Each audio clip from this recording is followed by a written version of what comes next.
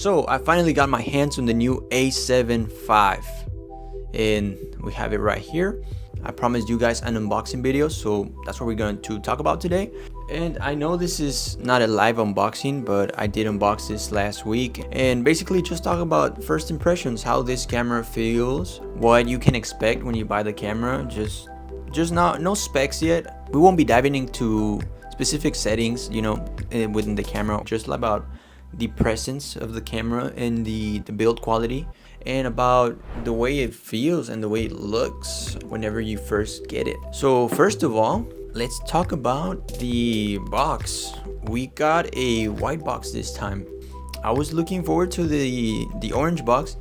It is a little bit less presentable than the orange box, but hey, I mean, it gets the job done. It arrives safe, which is what matters. So yeah, we have the camera, we take it out, and this is what we get. I'm actually shooting this on my A67, and compared to the A67, this thing feels chunky. Like, it feels really good in my hands. I really like that the grip feels larger for a reason, so it feels more safe in a way to shoot with this if you just like going handheld and just have the camera by itself, especially for photography. It feels really good in your hand whenever, just for photos in general. I don't think it'll slip. And then the box also came with, its battery and the camera strap that says Sony A7 V. I think build quality improved a little bit. I mean, you can't really notice much changes besides, the grip. The grip feels good. And the screen, let's talk about the screen. I think that's a major improvement, what they did with this screen right here. Having that flexibility of just tilting up and down, and then also going to the sides, it's really nice. I think that's a great addition from Sony.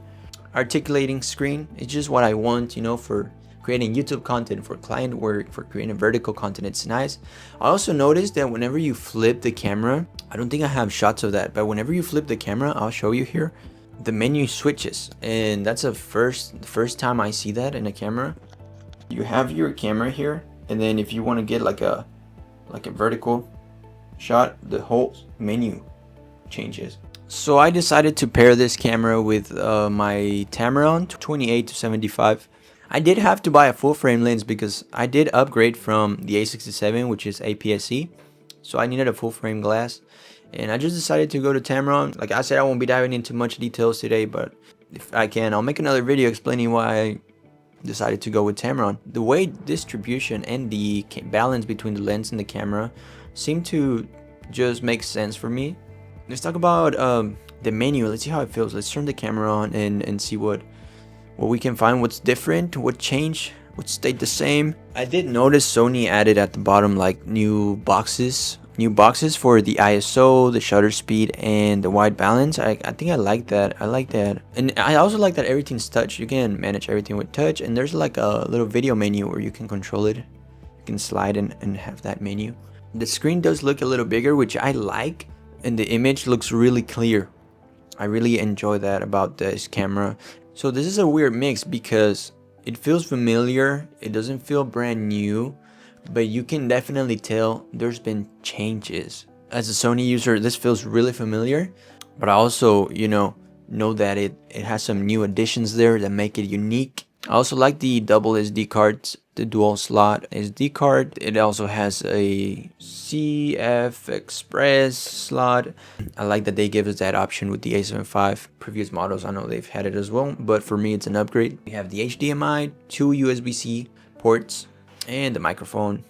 And like I said, this was just the first impressions and me unboxing it. I'll come back later to you guys and just do a detailed review of how everything feels once that I get to do more paid work with it. And I just wanted to come in here and show you guys what to expect whenever you first open up your new A7 V. I know we're not talking specs, but there is new additions to it that make this camera very unique. And I just think in general it's such a great workhorse. You hold it in your hands, it feels tough, it feels like durable. The build quality is amazing, and I just know it's going to get the job done. And remember, this is just a review of an active, somebody that uses a Sony on an everyday basis, for work and for creative work. In the meantime, I'm going to mess around with it, get to test it out more, taking it out in the field and getting some cool shots. But I'll leave you guys some shots here at the end that I've shot with the Sony A7 V so far. You guys tell me if you like them. See you guys.